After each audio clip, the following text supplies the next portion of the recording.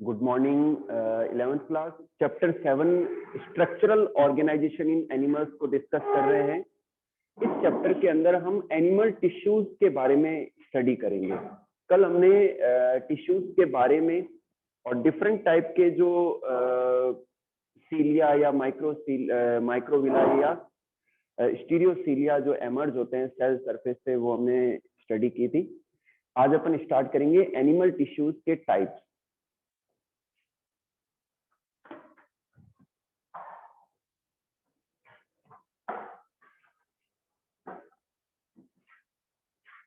Animal tissue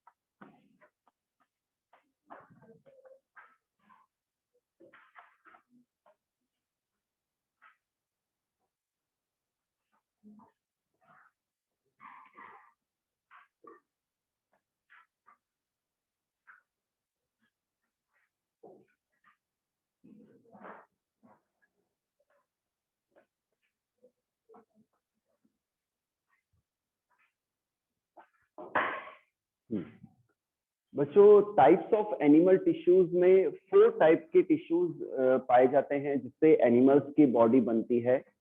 epithelial tissue, muscular tissue, connective tissue and nervous tissue. जो epithelial tissues हैं ये organs की outer covering, inner lining या body की outer layer को बनाते हैं, ठीक है। मस्कुलर टिश्यूज जो है मसल्स बनाती हैं, बॉडी की मसल्स को बनाती हैं, हार्ट की मसल्स को बनाती हैं, और जो इंटरनल ऑर्गन है उनकी मसल्स को भी ये बनाती हैं।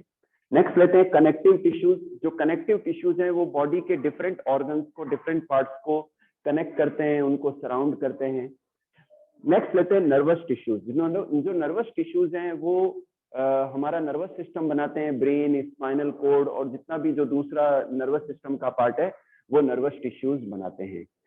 तो बच्चों, पहले डिस्कस करेंगे एपिथेलियल टिश्यूज के बारे में।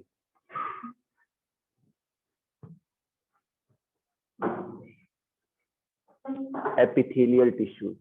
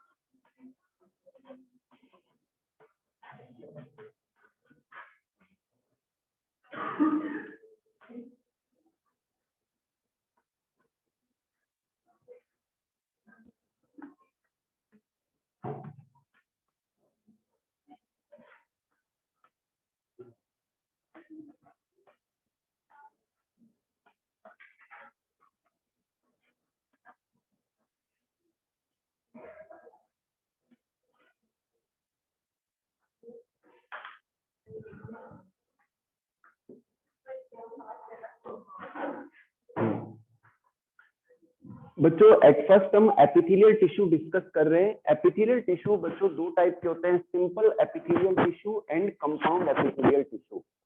जो सिंपल एपिथेलियम टिश्यू है ये सिंगल लेयर के बने होते हैं, सेल्स की सिंगल लेयर के बने होते हैं और बेसमेंट मेम्ब्रेन पर अटैच्ड होते हैं। जो कंपाउंड एपिथेलियल टिश्यूज हैं ये मल्टीपल लेयर्स, मतलब 5 to 7 लेयर्स के मिलने से बनते हैं। ठीक है, पहले लेंगे हम simple epithelial tissue. Simple epithelial tissue, अच्छा एक और चीज, जो एपिथेलियल टिश्यूज है जनरली एब्जॉर्प्शन में, सिक्रेशन में, एक्सक्रीशन में और प्रोटेक्शन में अपना रोल प्ले करते हैं। ठीक है ना। जो सिंपल एपिथेलियल टिश्यूज हैं, क्योंकि ये सेल्स की सिंगल लेयर के बने होते हैं, सेल्स के सिंगल लेयर के बने होते हैं, तो इनका मेनली फंक्शन है एब्जॉर्प्शन करना, सिक्रेशन करना या एक्सक्रीशन में अपना रोल प्ले करना। ओके, अब ये भी सेल्स की टाइप के बेसिस पर, डिफरेंट टाइप के सेल्स के बेसिस पर ये भी कई टाइप के हैं। ठीक है ना। तो सिंपल एपिथेलियल टिश्यू, इसमें फर्स्ट है simple squamous epithelium. Simple squamous, simple squamous epithelium.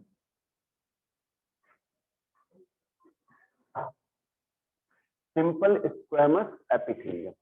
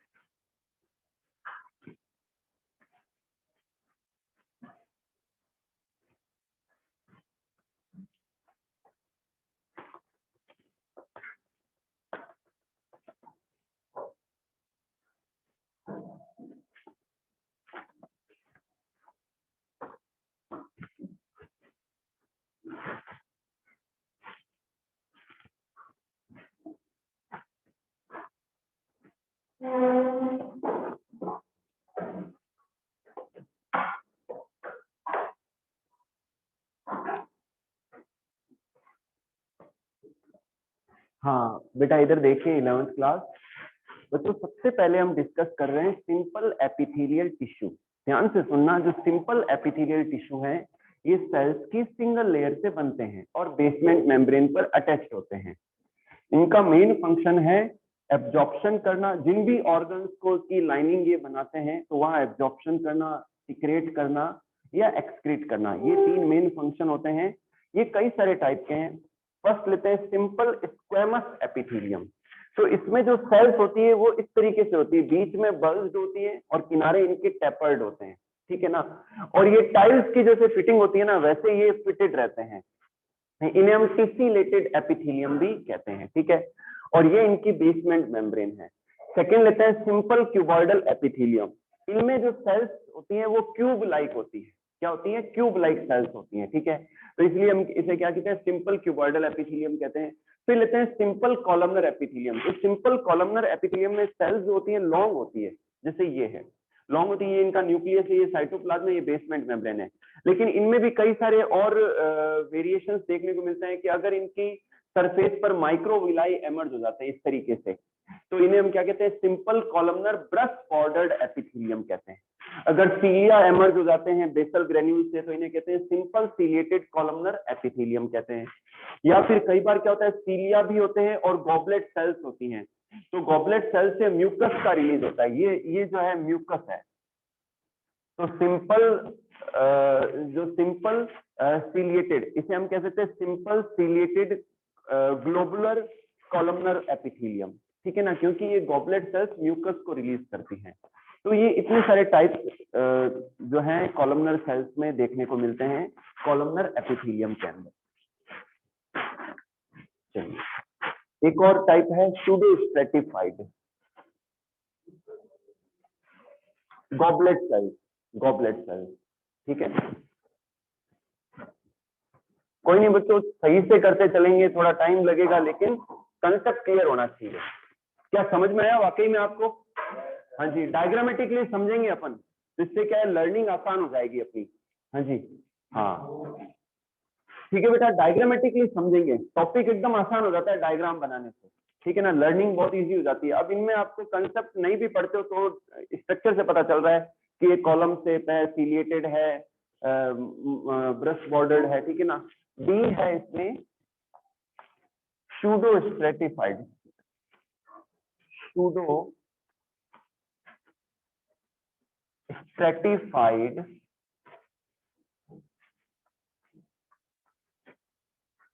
Pseudo stratified epithelium.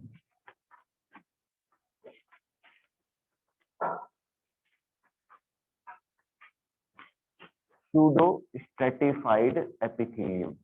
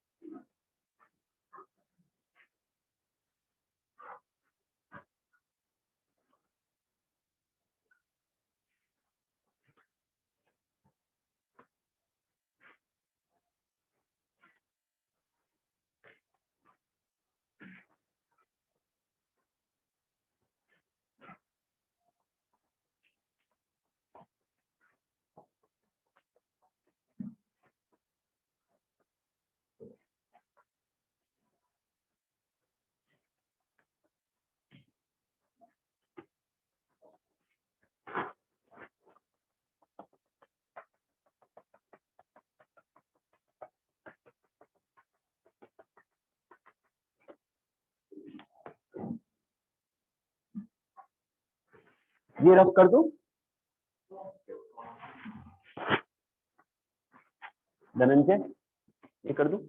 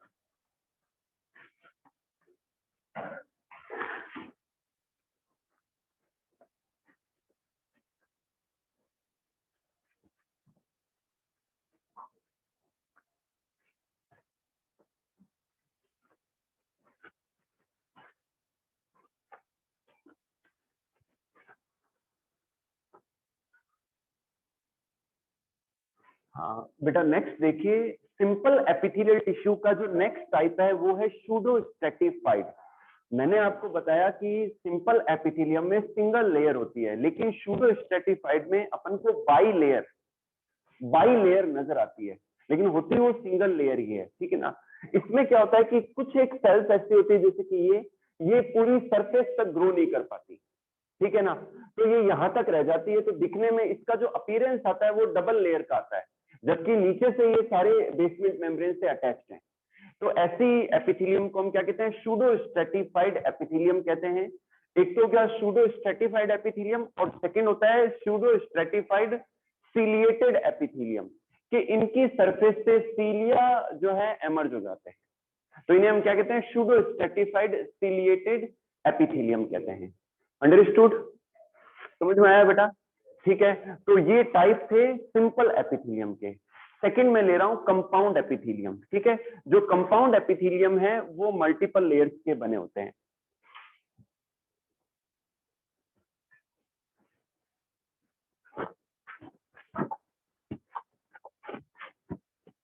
Rough कर दूं? नेक्स्ट समझ में आ रहा है?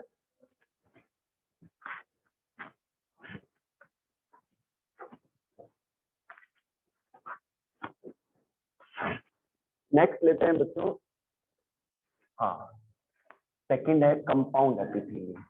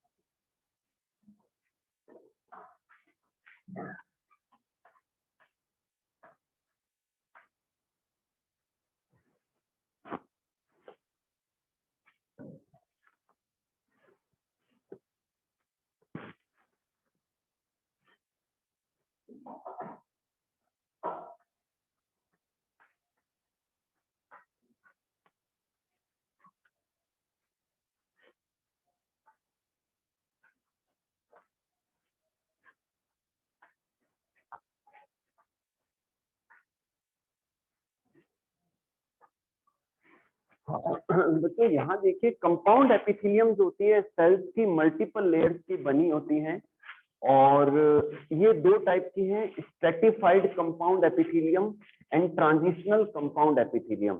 जो स्ट्रेटिफाइड कंपाउंड एपिथेलियम है इसमें सेल्स की 5 से 7 5 to 7 लेयर्स होती है, ठीक है। इसमें आउटर मोस्ट लेयर डिफरेंट हो सकती है, ठीक है ना, डिफरेंट शेप की सेल्स की बनी हो सकती है, लेकिन जो इनर मोस्ट लेयर होती है वो या तो लो कॉलमनर शेप या क्यूबॉइडल सेल्स की बनी होती है, क्यूब लाइक सेल्स की बनी होती है, या फिर लो कॉलमनर शेप्ड सेल्स की बनी होती है, इनर मोस्ट लेयर जो बेसमेंट मेम्ब्रेन से अटैच रहती है, ठीक है। तो स्ट्रेटिफाइड में 5 से 7 5 to 7 लेयर्स होती है, ठीक है। जबकि जो ट्रांजिशनल कंपाउंड एपिथेलियम है इसमें 3 to 5 लेयर्स होती हैं। कितनी होती है? 3 to 5 लेयर्स होती हैं। और जो सेल्स की शेप है, अपर जो सेल्स है अपर मोस्ट लेयर की, वो वेरिएबल शेप में होती है, ठीक है ना, ओवल शेप में होती है। और जो बीच की जो इंटरमीडिएट लेयर्स है वो पॉलीगोनल शेप्ड सेल्स की होती है, ठीक है ना। तो इसको अपन डायग्राम से और बेटर तरीके से समझ सकते हैं। सबसे पहले लेंगे अपन stratified compound epithelium. Stratified compound epithelium, इसमें ए फर्स्ट है स्ट्रेटिफाइड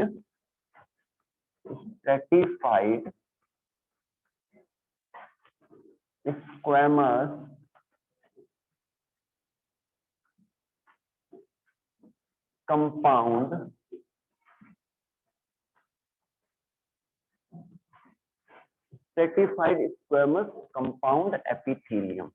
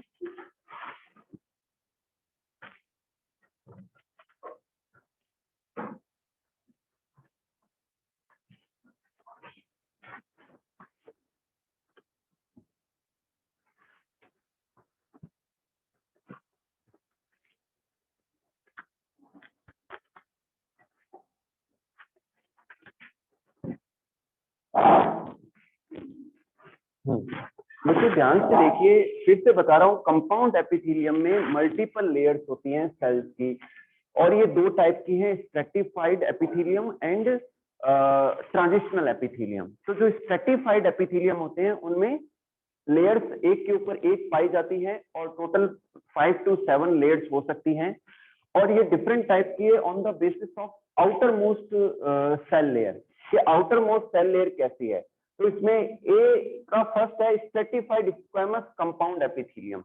इसमें जो आउटर मोस्ट सेल लेयर है ये स्क्वैमस सेल की बनी होती है। किसकी बनी होती है? स्क्वैमस सेल की। और ये जो इंटरमीडिएट सेल लेयर्स हैं ये पॉलीगोनल शेप्ड सेल्स की बनी होती है, और जो इनर मोस्ट सेल लेयर है ये क्यूबॉइडल क्यूब लाइक सेल्स या लो कॉलमनर शेप्ड सेल्स की बनी होती है, ठीक है, और ये बेसमेंट मेम्ब्रेन से अटैच रहती है। एक और चीज,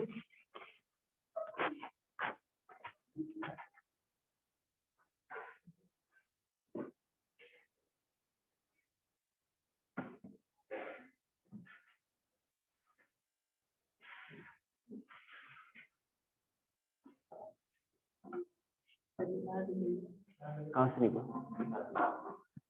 वरुण, बेटा लगाना है।